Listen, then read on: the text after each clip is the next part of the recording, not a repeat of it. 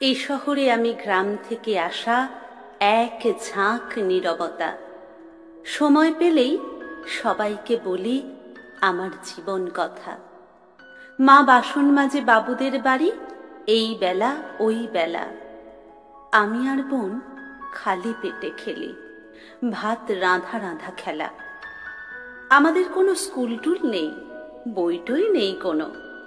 তোমরা যারাই স্কুলে পড়ো তোমাদের বলি শোনো। সেরকম এক রঙিন দুপুরে কদম গাছের গায়ে আমি আর বোন ঘুমিয়ে পড়েছি।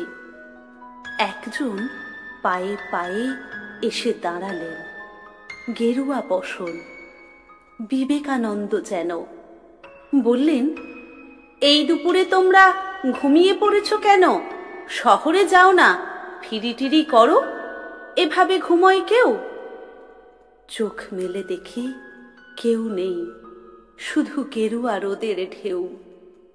সন্ধেবেলায় মাকে বললাম, আমি ছোট তাও মানি, কিছু নাই হলে ফিরে আসবই, নাম ঠিকানা তো জানি।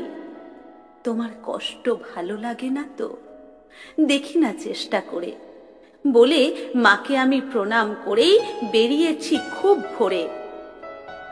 বোনটার কাছে রঙিন পৃথিবী, মার কাছে ছেলেবেলা।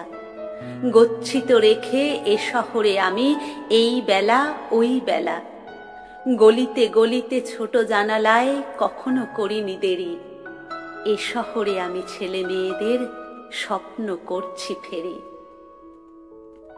মা বাবা অফিসে, যে ছেলেটি একা সারাদিন বসে ঘরে, একা একা শুধু সারাটা দুপুর ছুটির অঙ্ক করে, আমি তাকে বলি, এই যে খোকন, এখনই দেখো না ভেবে টই টই মাঠে